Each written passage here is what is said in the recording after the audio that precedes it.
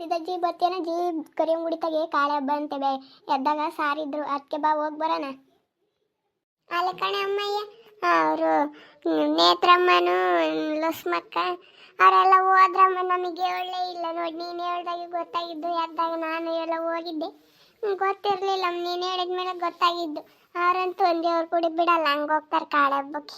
ಮನೆಗೆ ಅಡುಗೆನೇ ಮಾಡಲ್ಲ, ಹಂಗೆ ಹೋಗ್ತಾರೆ. ಅಯ್ಯೋ ಬಿಡಿ ಅಜ್ಜಿ, ಅದನ್ನೇನು ಹೇಳ್ತೀಯ? ಅವರು ಇಪ್ಪಟ್ಟು ಕಾಳೆ ಹಬ್ಬ ಅಲ್ಲ, ಒಂದು ದೇವ್ರ ಗುಡಿ ಬಿಡಲ್ಲ, ಹಂಗೆ ಉಂಡು ಬರ್ತಾರೆ. ತಂದೆ ಮಕ್ಕಳು ಎಲ್ಲ ಹೋಗ್ತಾರೆ.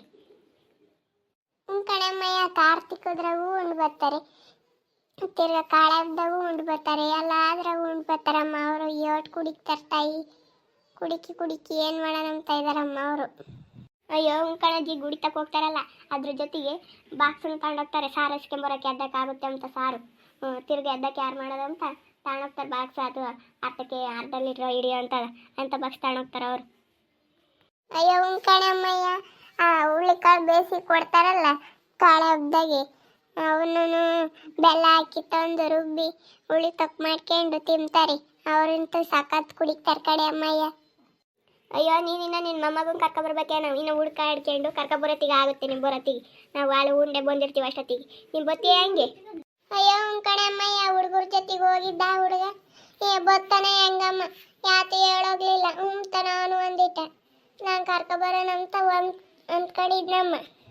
ಅಯ್ಯೋ ನಾಳೆ ಸಿದ್ಧ ಬರತ್ತ ಜೊತೆಗೆ ಅಲ್ಲಿ ಹೋಗಿರ್ತಾನೆ ಬಾ. ಅವನ ಯಾತ ಕೀಟ ತಕ್ಕ ಇದ್ದಾನು, ಅಲ್ಲಿ ಹೋಗಿರ್ತಾನೆ. ಅವ್ನಿಗೆ ಗೊತ್ತಾಗಲ್ವ ಇಲ್ಲಿ ಕಾಳೆ ಹಬ್ಬ ಇರುತ್ತಂತ ಹೋಗಿರ್ತಾನೆ ಬಾ. ಏನೇನು ಅವನ್ನೇನು ಹುಡ್ಕೊಡಕ್ಕೆ ಹೋಗಬೇಡ. ಅದ ಮಂಗಳಮ್ಮನ ಬಂದ್ಲು, ಬತ್ತೇನೆ ಮಂಗಳಮ್ಮ, ಕರಿಯಂ ಗುಡಿತಾಗೆ ಕಾಳೆ ಹಬ್ಬ ಅಂತೆ, ಬರೀ ಹೋಗಿ ಉಂಡು ಬರೋಣ. ಓಹ್, ಅವಳು ನೇತ್ರಮ್ಮನು ಲಕ್ಷ್ಮ ಕಾಲಿಗೇನೋ ಹೋಗಿದ್ದು.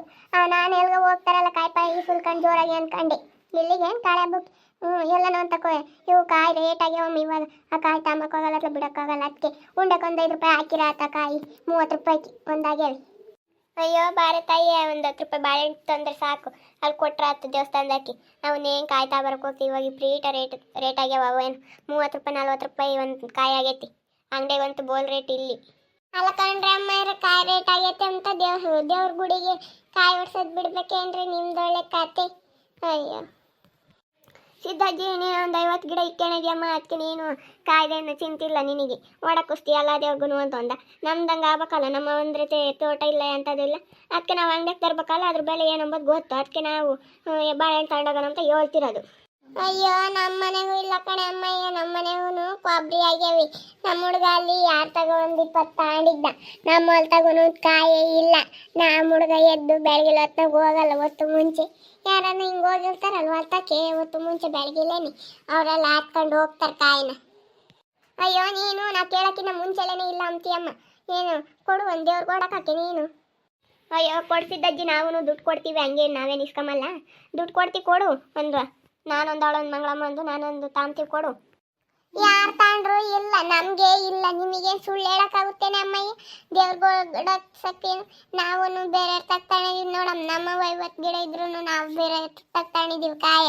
ಮೊನ್ನೆ ನಮ್ಮ ಹುಡುಗ 20 ತಗೊಂಡಿತ್ತು, ಇನ್ನು ಒಂದು 5-6 ಇದ್ದಾವೆ ಖಾಲಿ. ಅದು ತಿರ್ಗ ತೋರಿಸ್ಬೇಕು ನಾವು.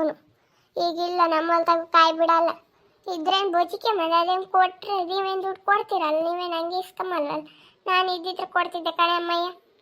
ಅಯ್ಯೋ ಬೇಗ ಬರ್ರಿ, ಅಲ್ಲಿ ಅಂಗಡಿಗೆ ಒಂದು ಕಾಯ್ತಾ ಬತ್ತೀನಿ, ಹೋಗಿ ತೋಟನಾಗಲಿ ಹೇಳ್ತೀರ. ದೇವ್ರಿಗೆ ಹೊಡಕ್ಸಕ್ಕೆ ಏನಾಗಲ್ಲ, ತೊತ್ತಿನ ತಡಿ ಒಂದು. ನಾನೊಂದು ತೊತ್ತಿನ ತಡಿ ಅಜ್ಜಿ, ನೀನು ನಿಮ್ಮ ಮನೆಯಾಗಿಲ್ಲ ಅಂತಿ ನೋಡು. ಅವಳ ಕೈ ದುಡ್ಡನ್ನು ಕಟ್ಕೊಳಿಸ್ತಿದ್ದೆ, ಅವಳು ರಪ್ಪ ಓಡೋಗ್ತಾಳಂಗೆ. ನೋಡಿದ್ರಲ್ಲ ವೀಕ್ಷಕರೇ, ನಮ್ಮೂರಾಗೆ ಕಾಳೆ ಹಬ್ಬ ಮಾಡ್ತಾರೆ. ಕರಿಯಮ್ಮ ದೇವಸ್ಥಾನಗಳೆಲ್ಲ ಇದಾವೆ, ಅಲ್ಲೆಲ್ಲ ಕಾಳೆ ಹಬ್ಬ ಮಾಡ್ತಿರ್ತಾರೆ.